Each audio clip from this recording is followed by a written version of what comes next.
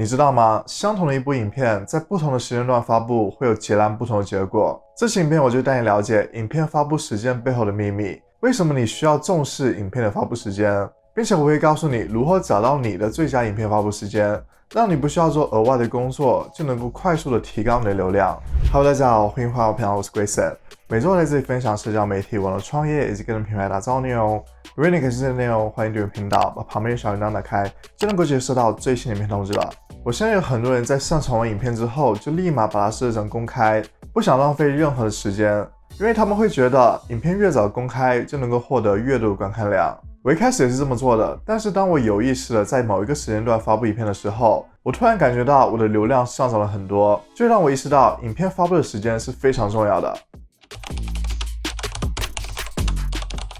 那么为什么影片发布的时间非常重要？首先，这非常有利于 YouTube 算法帮助你推荐的影片。如果你在不适合的时间发布了影片，那么 YouTube 算法无法给你最大的流量支持。相反，如果你在最佳的时间发布影片，那么 YouTube 算法就会给你最大的帮助和支持，让更多观众看到你的影片。有很多人可能不知道，在你的新影片发布之后的2个小时是非常关键的2个小时。YouTube 算法会看你的影片在这2个小时内的表现。如果在这2个小时内你的影片表现非常好，那么它就给更多的推荐量，推荐给更多的观众。这2个小时的时间 ，YouTube 算法又去认识你的影片，熟悉你的内容。从你的角度，你可以做好影片的 SEO， 去帮助 YouTube 算法了解你的影片。你可以把缩图、标题、描述栏、标签、字幕这些工作都做好，让 YouTube 算法更快抓住你的关键词，从而推荐给感兴趣的观众。但是另一方面 ，YouTube 算法也会看观众的反应，它会给每一部新影片一定的展示次数，会展示在他们的 YouTube 首页、订阅页面还有所有结果里，去看这部影片是否是他们想要的。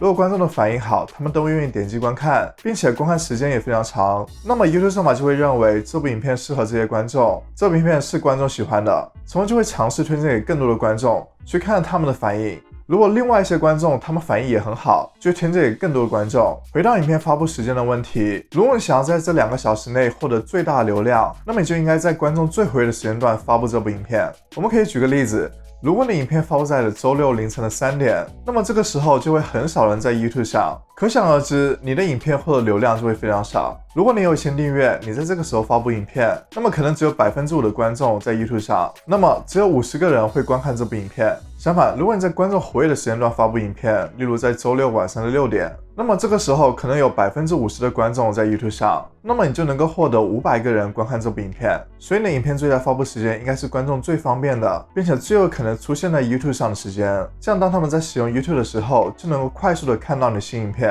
如果他们感兴趣，就会点击观看，这样才能够保证你影片发布后能够最大的几率获得最多流量。其实现在已经很方便了，你不需要自己去寻找这个最佳影片发布时间， YouTube 已经在后台告诉你的最佳影片发布时间了。等一下我会告诉大家如何在 YouTube 的工作室里面找到这个数据。这里我来说一下，在你找到最佳影片的发布时间之后，你应该怎么做。在找到这个数据之后，你应该固定你的影片发布时间，这样做有2个好处。首先就会有利于观众，如果你在固定的时间点发布影片，那么观众就会慢慢的熟悉你会在这个时间内发布影片。如果他们是你忠实的观众，就会记住这个时间点，就会期待每一次你更新影片，并且当你影片发布之后，他们会第一时间观看你的影片，从而提升你影片前2个小时的表现。第二个就是算法不喜欢你不规律的更新影片，例如你偶尔有时候周1发一次，有时候会周2发一次，算法更希望你能够固定一个时间，规律的发布影片，这样它会给你更多的支持和帮助。现在我就来告诉大家你如何找到你影片的最佳发布时间。现在我就来了 YouTube 后台，我们选择观众这个选项，观众这个选项就能够让你了解你观众的喜好。今天我们要重点看的就是你的观众何时使用 YouTube。我们可以看到这里有个图，在左边这里会有时间，例如这里有写上午12点、下午6点、下午12点以及下午6点，然后这就是每周的7天。我们可以看到这个图里面有不同的颜色，首先我们可以看一下最浅的颜色，这里就会告诉你在这个时间段几乎没有观众会使用 YouTube。然后我们再看这个稍微深一点的颜色，这个时候它就告诉我，在这个时间段会有很多的观众在使用 YouTube。然后我们再看最深的颜色，这个时候它告诉我，这个时间段里面有非常多的观众在此时使用 YouTube。那我们就了解了，颜色越浅就代表越少观众在这个时候使用 YouTube。这个时候我们就知道，如果我们需要找到观众最活跃的时间，我们就需要找到颜色最深的时间段。这里我们可以看到，每一天的时间段都是不同的。比如在周日的时候，我的观众在上午2点钟的时候就开始活跃，一直活跃到周日上午的10点；而在周一的时候，他们在上午7点的时候才开始活跃，然后一直活跃到周日上午10点。根据整体的情况，我的观众在每天上午7点之后就会开始非常活跃，一直会活跃到大约上午11点，所以我就可以选择在这个时间段里面发布影片。我也必须避免在这个浅色的时间段发布影片，因为在这个时间段里面几乎没有人会使用 YouTube， 所以如果我发布的影片也会很少人观看。在这底下还有 TubeBuddy 推荐的时间，这是免费版的 TubeBuddy 也能够使用的功能，我会把 TubeBuddy 下载链接放底下评论区，大家可以去下载一下。这里会告诉我，如果我每周只更新一部影片，那么周日早上3点钟是我的最佳影片发布时间。如果想每天都发布影片，那么它就会根据每天观众活跃的时间来告诉我最佳的影片发布时间。例如它会告诉我，在周天的时候，我的最佳影片发布时间为早上3点，而在周五的时候，我最佳影片发布时间为早上6点。所以你就可以借助 TubeBuddy 的功能来让你找到你的最佳影片发布时间。另外它还有直播选项，这里会告诉你，如果你想要直播，你每周还有每天最佳的直播时间。